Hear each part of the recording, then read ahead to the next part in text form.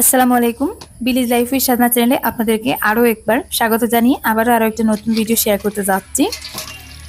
আজকে গরুর মাংস দিয়ে বাঁধাকপি রান্না করব। গরুর মাংসের সাথে বাঁধাকপি আমার অনেক পছন্দের একটা রেসিপি। তো সেই রেসিপিটা আজকের এই ভিডিওতে আপনাদের সাথে শেয়ার করব। বাঁধাকপিটা প্রথমেই ধুয়ে নিলাম, এখন কেটে নিব। খুব ছোট্ট একটা ভিডিও শেয়ার করেছি, আশা করি ভিডিওটা আপনাদের কাছে ভালো লাগবে। তাই রিকোয়েস্ট করব স্কিপ না করে একটু ধৈর্য সহকারে ভিডিওতে একটা লাইক দিয়ে শেষ পর্যন্ত দেখতে থাকুন।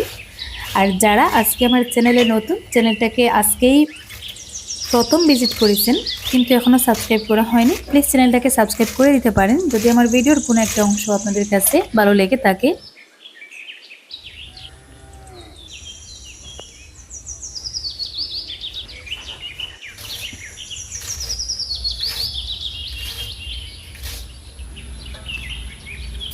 বাঁধাকপি আমার তেমন একটা পছন্দ নয়, তারপরেও গরুর মাংস দিয়ে বাঁধাকপি বা মুরগির মাংস দিয়ে বাঁধাকপি বোনা করলে আমার বেশ ভালোই লাগে। তো আমি যখনই বাঁধাকপি রান্না করি হয় মুরগির মাংস দিয়ে বা গরুর মাংস দিয়ে রান্না করার চেষ্টা করি।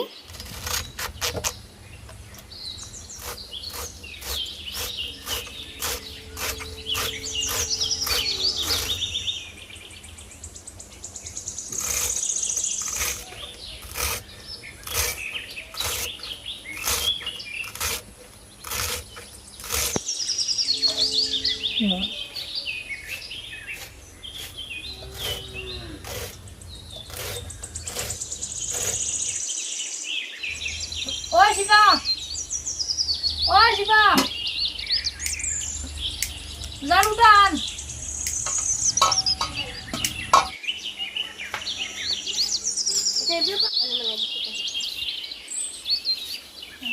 অনেকে জিজ্ঞাসা করেন আপু শিফা তোমার কে? শিফা আমার মেয়ের মতনই, আমার বাসায় থাকে, আমাকে কাজে হেল্প করে। যদিও আমি ওকে জন্ম দিইনি, এমনিতেই ওকে আমি প্রায় 3 বছর থেকে লালন পালন করেছি। আমরা ওকে সন্তানের চোখেই দেখি।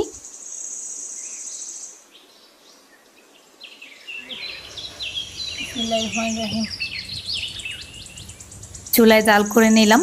আমি আজকে রান্নাটা প্রায় বিকালের দিকে শুরু করেছি। তো এখানে দেখুন বাঁধাকপিটা কেটে কুটে রেডি করে রেখেছি, একটু লম্বা লম্বা করে কেটেছি। একটু লম্বা করে কাটলে দেখতে ভালো লাগে।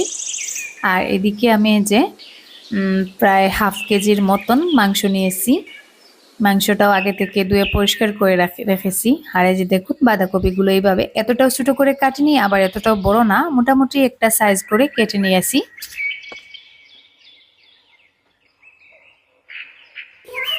দিয়ে দিচ্ছি সাদা তেল, 1 চিমটি গোটা জিরা, এখন দিয়ে দিব পেঁয়াজ কুচি। বাঁধাকপি রান্নাতে তেমন একটা মশলার প্রয়োজন হয় না, যেহেতু বাঁধাকপি রান্নার পরে গ্রেভিটা এমনিতেই একটু ঘন ঘন থাকে, তাই মোটামুটি পরিমাণে আর কি দিলাম। পেঁয়াজটা একটু লাল করে ভেজে তারপরে রসুনের পেস্ট, আদার পেস্টটা দিয়ে দিচ্ছি পরিমাণ মতন। আমার এই চ্যানেলে আপনারা আমার দৈনন্দিন জীবনে যে রান্নাবান্না, আমি যেদিন যেটা রান্না করি ওই রেসিপিটাই আপনাদের সামনে তুলে ধরার চেষ্টা করি। খুব সিম্পল এবং নর্মাল রেসিপি, যেটা আপনারাও পারেন, এখানে আসলে শেখানোর মতন কিছু নেই। তারপরেও আপনাদের সাথে শেয়ার করি। হয়তো এখনও কিছু নতুন রাঁধুনিরা আছেন যারা হয়তো রান্না করতে গিয়ে দেখা যায় একটু হিমশিম খান, তাদের হয়তো উপকারে আসতে পারে। তো আমি এখানে জিরা যেহেতু গুঁড়া দিয়েছি তাই আর জিরার গুঁড়া দিইনি, একটু হলুদের গুঁড়া, ধনিয়া গুঁড়া, মরিচের গুঁড়া, লবণ দিয়ে মশলাটা ভালো করে কষিয়ে নিব। সব কিছু পরিমাণ মতো দিয়েছি, যে পরিমাণে বাঁধাকপি বা মাংস আছে সেই হিসাবেই দিলাম।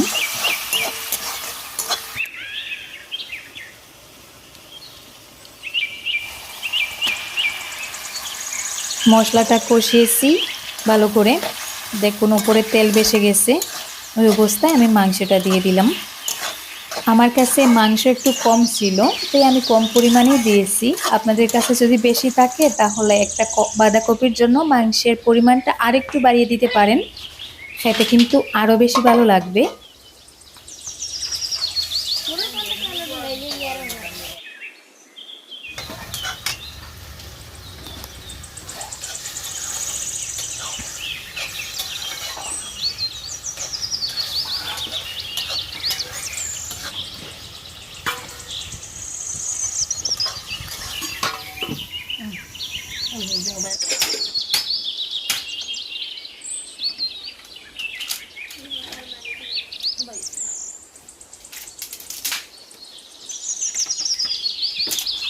খড়ির চুলায় রান্না বান্না করি, আর একটু খড়ি আমার লাগবে।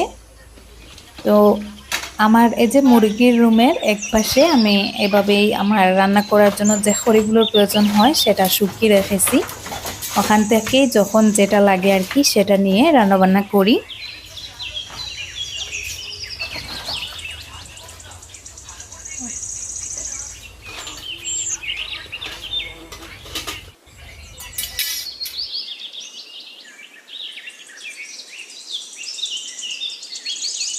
আমি রান্নাটা বিকালের দিকে বসিয়েছিলাম। গরুর মাংস সেদ্ধ হতে যেহেতু একটু বেশি সময় লাগে, আর কষাতে গেলে তো আরও বেশি সময় লাগে। তো ওই জন্য দেখতে পাচ্ছেন একটু একটু করে সন্ধ্যা হয়ে যাচ্ছে। জানি না, হয়তো রান্নাটা করতে করতে রাতও হয়ে যেতে পারে।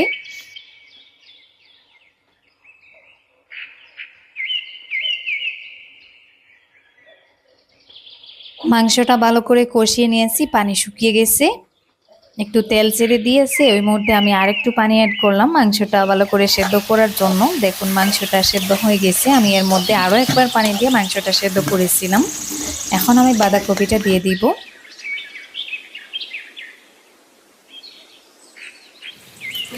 রান্না করতে করতে দেখুন প্রায় রাত হয়ে গেছে।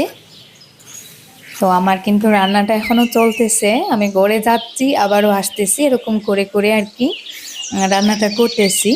তো আমি আসলে রান্না করার সময় ভাবিনি যে, বুঝতে পারিনি বা ওই কথাটা ভাবিনি যে গরু মাংসটা সেদ্ধ হতে হতে রাত হয়ে যাবে। তো এমনিতে গ্যাসের চুলার থেকে খড়ির চুলায় রান্না হতে কিন্তু একটু বেশি সময় লাগে।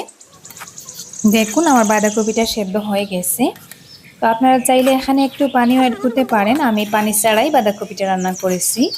তো হয়ে গেছে, এখন এক চিমটি গরম মশলা দিয়ে নামিয়ে নিচ্ছি।